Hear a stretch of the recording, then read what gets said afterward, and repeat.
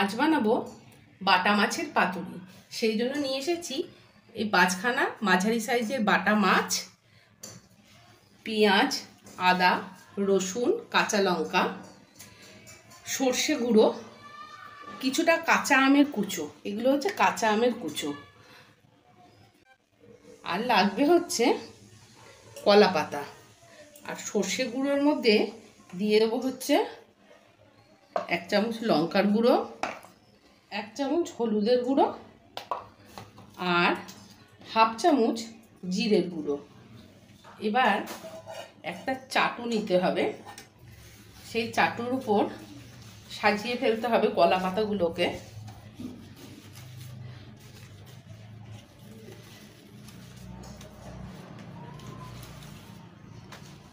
আর এই যে মুখের কলা পাতাটা, এইটা সবার উপরে থাকবে, কেননা এইটার উপরে এই মাছটা সাজানো হবে। কাঁচা আম কিছুটা কলা পাতার উপর সাজিয়ে দিয়েছি। এবার এই গুঁড়ো মশলার মধ্যে একটু নুন অ্যাড করলাম, তারপরে দিয়ে দেবো সমস্ত মশলা মাছের উপর। আর পেঁয়াজ, আদা, রসুন আর কাঁচা লঙ্কা বাটা, সেটাও মাছে দিয়ে খুব ভালো করে মাছগুলোকে মাখিয়ে নিতে হবে। এবার এই মাছগুলো পরপর সাজিয়ে নিতে হবে। মাছ সাজানো শেষ হয়ে গেছে। এবার মশলাগুলো সব মাছের উপরে সুন্দর করে দিয়ে দিতে হবে, যেন প্রত্যেকটা মাছ সুন্দর করে মশলায় মাখামাখি হয়ে থাকে। তার উপরে দিয়ে দিতে হবে আবার একটু আমের কুচি।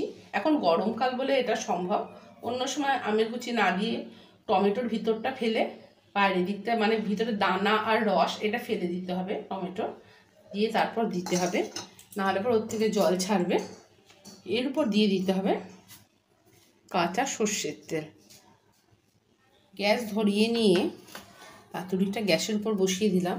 এই যে পাতার যত কোনাগুলো আছে, এই কোনাগুলো বাইরে থাকলে পরে পুড়ে আগুন ধরে যেতে পারে, সেই জন্য সবসময় এগুলোকে মুড়িয়ে মুড়িয়ে সাইড দিয়ে ঢুকিয়ে দিতে হবে।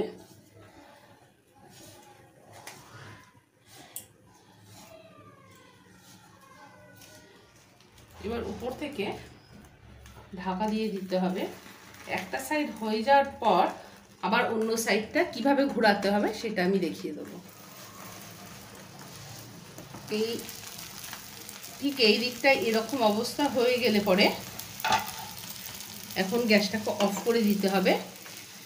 ঠিক 5 থেকে 6 মিনিট বাদ এটাকে আবার এইরকম আর একটা পাতা এপাশে দিয়ে কিভাবে উল্টাতে হবে সেটা দেখিয়ে দেব। এখন 5 থেকে 6 মিনিট বাদ আমরা এটা কীরকমই রাখবো। এই যে নিজে থেকে ফুটছে, এটা স্টপ হয়ে গিয়ে এটা ঠান্ডা হয়ে যাবে, তখন আমি এটাকে ঘোরাবো আবার। এই যে এটা পুরো ঠান্ডা হয়ে গেছে। এবার ওপর থেকে খুব সামান্য পরিমাণে আবার সর্ষের তেল দিতে হবে।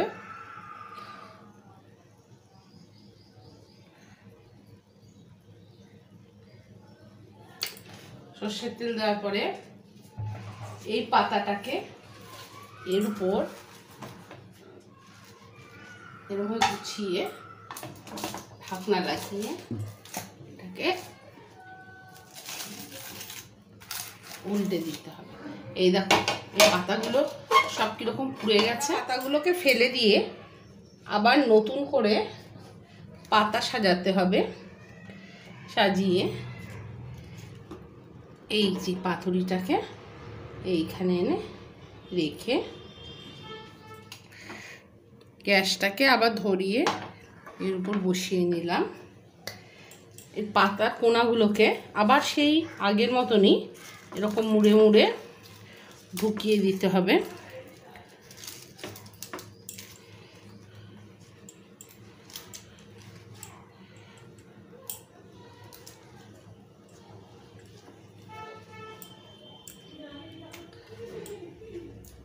এ দেখো যে পিঠটা হয়ে গেছে, সে পিঠটা ঠিক এরকম দেখতে হয়েছে।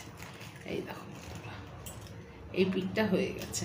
এখন অপোজিট সাইডটা হবে। উপরটাকে ঢাকনা দিয়ে দিলাম। 10 মিনিট বাদ আমরা খুলে দেখব কেমন হয়েছে। ফিরে এলাম আবার রান্নায়। গ্যাসটা এবার অফ করে দিই। এই দেখো এটা পুরো রেডি হয়ে গেছে। এখনো 10 মিনিট মতন এতে বসানো থাকলে পরে এটা নিজেই ফুটে ফুটে তৈরি হয়ে যাবে। তোমরা সকলে এটা ট্রাই করে দেখো কেমন লাগে, আর কমেন্ট বক্সে জানিও। আর এই রান্নাটা যদি তোমাদের সত্যি খুব ভালো লেগে থাকে তাহলে পরে আমার চ্যানেলটাকে লাইক, কমেন্ট অ্যান্ড সাবস্ক্রাইব করো।